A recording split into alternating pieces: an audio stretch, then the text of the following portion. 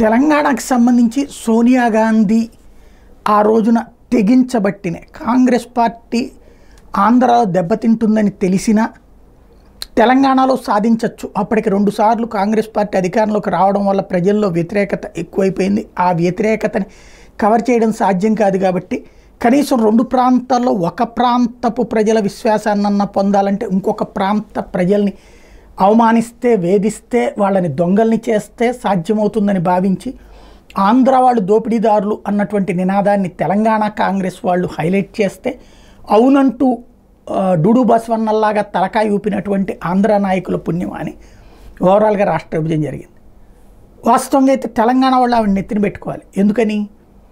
రాజ్యాంగ సవరణ చేయకుండా, జోనల్ వ్యవస్థని మార్చకుండా జాగ్రత్తగా తెలంగాణ రాష్ట్ర ఏర్పాటు బిల్లు అయితే అవన్నీ కావాలి. కానీ ఆంధ్రప్రదేశ్ పునర్వ్యవస్థీకరణ బిల్లు అన్నటువంటి పేరుతో తెలంగాణ ఏర్పాటు చేశారు. ఖచ్చితంగా తెలంగాణకు మాత్రం ఆవిడ లేకపోతే అయ్యి ఉండేది కాదేమో. అలాంటి సోనియా గాంధీని ఇప్పుడు అంటే ఆమె పేరుని క్రెడిట్ని కొట్టేయాలనుకున్నారు కేసీఆర్.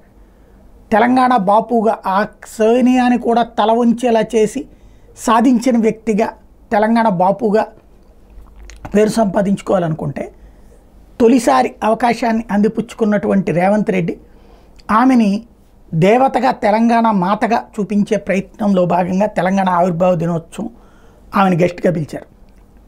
కానీ ఆమె అదృష్టమో ప్రజల అదృష్టమో తెలియదు, లేదా ప్రజల దురదృష్టమో ఆమె దురదృష్టమో తెలియదు. కానీ ఆమె ఈ కార్యక్రమానికి హాజరు కావట్లేదు అనారోగ్య కారణాల వల్ల. బలిదేవత అంటూ తెలంగాణ నాయకులు విమర్శిస్తున్నటువంటి వేళ ఆమె రాకపోవడం రేవంత్ రెడ్డికి ఒక ఇంత ఆశ